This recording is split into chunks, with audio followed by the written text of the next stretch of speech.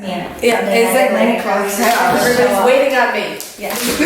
Coming to their house. Yeah, in a few weeks it turns to like 9:02 before anything happens. Everyone's like,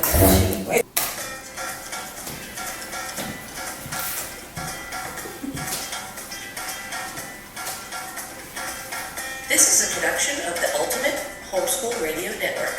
Welcome to Roadschool Moms Radio, where education meets adventure.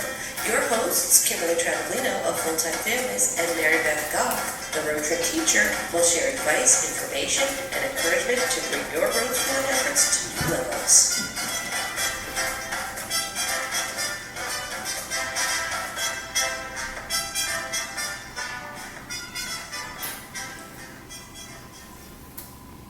Hello and welcome to the live edition of Roadschool Moms, coming to you live from the FTF Colonial Times Rally here in Tall Pines. Instead of Mary Beth joining me tonight, I have Sarah James pinch-hitting. Sarah, welcome to the show. hi everybody, thank you. Thanks so much. So we just are wrapping up this event here at Tall Pines, and it's been a wonderful campground for our Colonial Times Rally. Don't you agree? Yes, the field that we have to play in, the tent situation that we've gotten set up, the playground is close. It's been amazing for community building. And it's owned by Gail Bennett. She's an FTF also, and she happens to be with us tonight because we're recording in her rec room. Welcome, Gail. Oh, thank you. Gail, I'm sure that our listeners are wondering where they can find more information about this beautiful campground that you own. Where on the web can they find that? So if you go to www.tallpinescampground-ny.com, you can find us. It's Tall Pines Campground and Canoeing.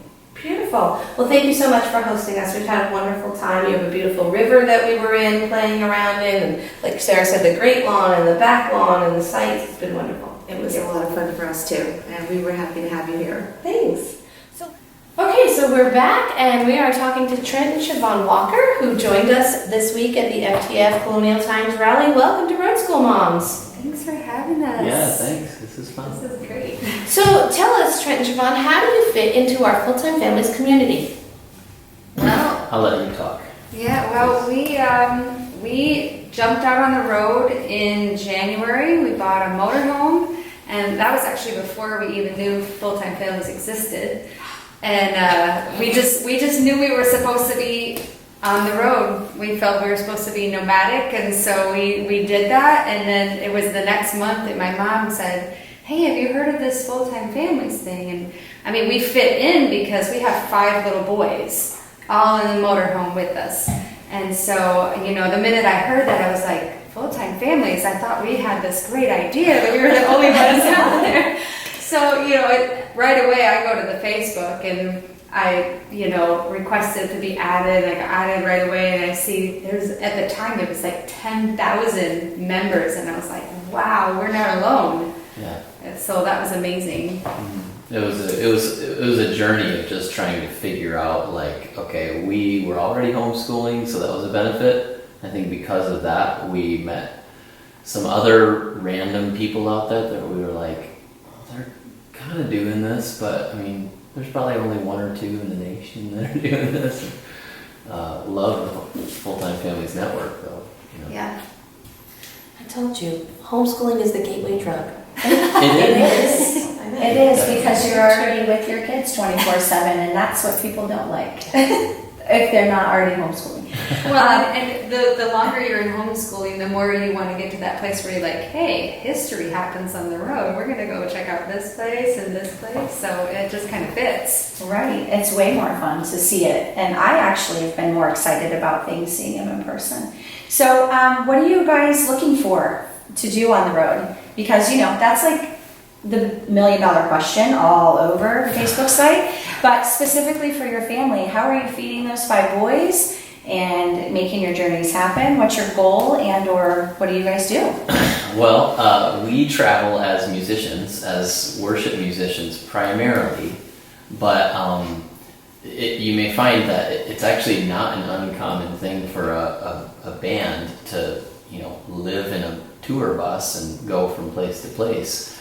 It's a little more uncommon for them to do it with their family, but we kind of had already been doing weekends at churches and playing out and speaking, but we were missing our family a lot when we started doing that. We would leave our boys with my family, or if we were in Virginia with her family, and we just missed them a lot. We would go away and we're like, something just doesn't feel right about this. And so we started kind of saying of our family, like, maybe it's time for not just us to minister to the church, but for our kids to see the church and allow them to be the church too. And so we started like hashtagging that everywhere, like see the church, be the church.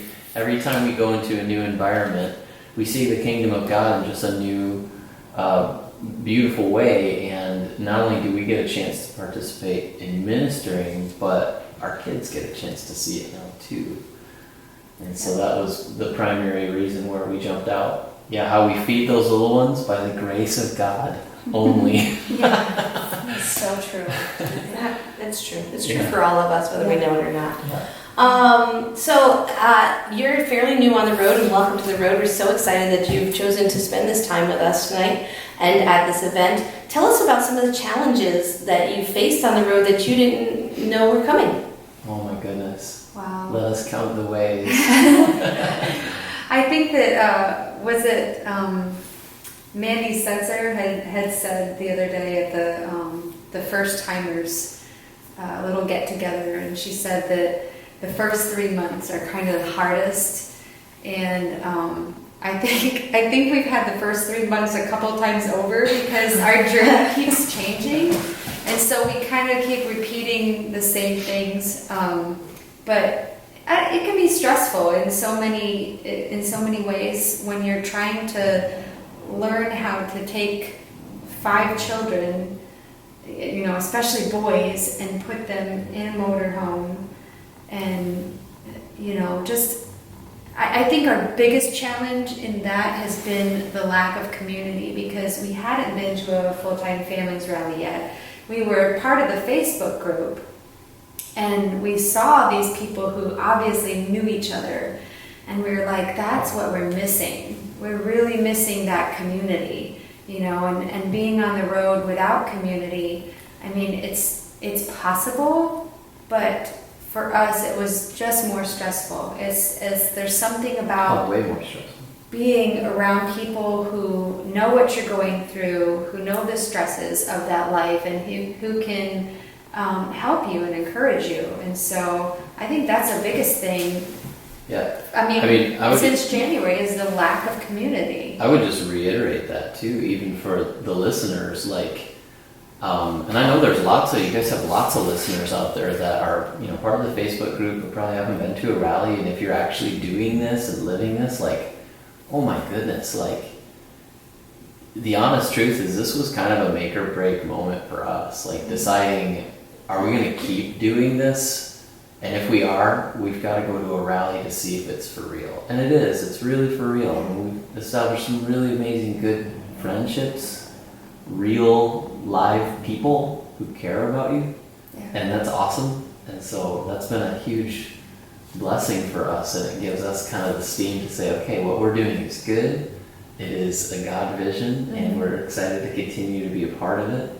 It's not just for our family, too, is that as we continue to go out to the church, we feel our songs and the music we write and the message we preach really is kind of this mantra of those in full-time families, especially those who are Christians, because they're the ones that have said, okay, there's this conventional life over here, but we're going to heed this call that says we're going to kind of choose to live differently and take a leap of faith.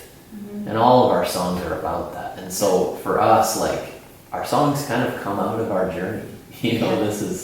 That's a part of it. So to say that community that's been the most difficult We thing are for totally, just after these 4 days, just so pumped to, get out there and retake the leap of faith that we've already taken, and just be like, you know what, we can do this, because we're surrounded by, like you said earlier, it's a family. It truly is, and we've seen that not only in just our interactions with people here, but how people have come around the Schreier family, and that's being the church. Our kids got a chance to see that. Yeah. That's awesome. So tell me, you've mentioned community, but what about the rally made you see the community differently? You said actually seeing faces and people, but what about it? Why should people go to a rally to sense and see the community? So literally the minute we pulled in, we were actually kind of set away from the majority of the group. The majority of the group was down by the river, and we were Which up is on the okay, hill. because we've got two little ones that Yeah, we wanted to be away from the river. as soon as we turn our eyes, they would be in the river.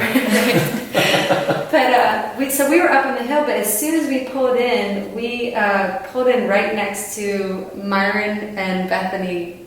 Is it Bowman or Bowman? Yeah. Uh-huh. Yeah. And Myron came right over and greeted us right away, and just made us feel so welcome. Yeah. And I don't know, from that moment we felt like, oh, maybe this is going to be exactly what we were looking for. Just people that will come around us and make us feel at home. And, I would just encourage anybody who hasn't been to a rally yet, if you're not sure that you would fit in or whatever, I just don't think it's like that at all. I think anybody who ever comes in here is just going to be surrounded by people who are like, okay, who are you? And how many kids do you have? And tell me your story. How long have you been on the road? We all have stories, and it's amazing to hear everybody's stories and to feel like you're not alone in this, Yeah. You mentioned, for the listeners that don't know, and Trent and Siobhan, you don't know our story yet, so God really put it on my heart to build this community and to provide this framework, and so we did. We've provided a framework. And then all of the people that have invested emotionally into it have created this spirit of FTF, which just permeates the real-time, real in-person interactions. And, it makes me really sad because the Facebook group is such a poor representation of what this world is really like. It's just so impossible to translate that across 13,000 people in the Facebook group. And they don't, unless you experience the spirit of FTF, you're really missing out. And it's because of the people that really just pour their heart and soul into this opportunity to connect with one another. So I definitely see that now, for sure. It's completely different.